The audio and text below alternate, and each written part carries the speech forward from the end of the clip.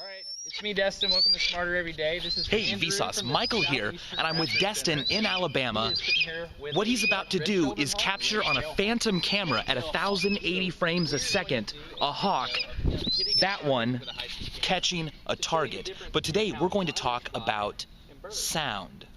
First things first, the Raptor Center takes care of raptors that have been injured or would otherwise not be able to survive in the wild on their own. For instance, this bald eagle named Spirit, who was hit by a car that damaged his beak. Okay, so that is the bald eagle. Very interesting sound that it makes. But what I'm interested in today is the recording of sound. It hasn't really been that long in humans' history that we've been able to record sounds. In fact, it wasn't until 1859, with the invention of the phonograph in Paris, that we first recorded sound. It really blows your mind to listen to this. What you're about to hear is the very first recording ever of any kind of sound.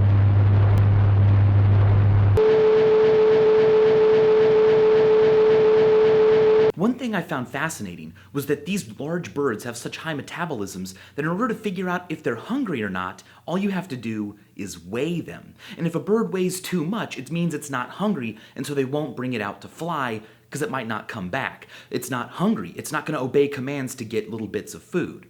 But let's now time travel to 1860 and listen to the very earliest recording of the human voice. What you're about to hear is the voice of the inventor of the phonograph singing a French folk song.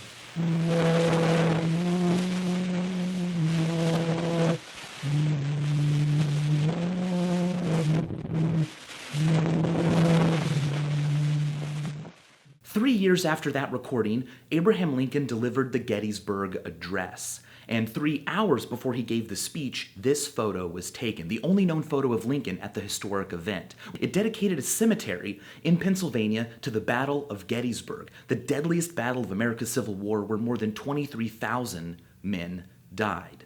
Now, in attendance was a 9-year-old boy named William V. Rathvon. And in 1938, as he neared the end of his life, Rathvon took a copy of the speech and recorded himself delivering it as he remembered Lincoln speaking it. We don't have any audio of Lincoln delivering the speech, which makes this recording, the only one done by an eyewitness of the event, pretty mind-blowing. 77 years ago, our fathers brought forth on this continent a new nation, conceived in liberty, and dedicated to the proposition that all men are created equal. But what about sounds we don't want to hear? For instance, fingernails scratching against a blackboard. Well, there are a lot of theories about why that sound affects us so viscerally and so immediately. Some of them argue that the sound of the scratching may mimic an early warning cry of early humans. But more recent research suggests that it's actually certain frequencies inside that scratching sound, specifically those between 2,000 and 4,000 hertz, a range similar to the human voice. Our ear canals actually amplify those frequencies so that we can hear them better, but when it comes to the scratching of things on a chalkboard or styrofoam against styrofoam, those frequencies become too loud, making it painful. Okay, now let's leave Earth and listen to sounds from outer space. Now I know what you're thinking, sounds in outer space, impossible. Sound waves need a medium to travel through, and in space you practically have a vacuum. I know, but here's something really neat. The radio antenna on Voyager 1 was broadcasting a signal back to Earth as Voyager passed through the rings of Saturn. What you're about to listen to is that broadcast, and all the static and pings you hear are actual pieces of Saturn's rings hitting the radio antenna.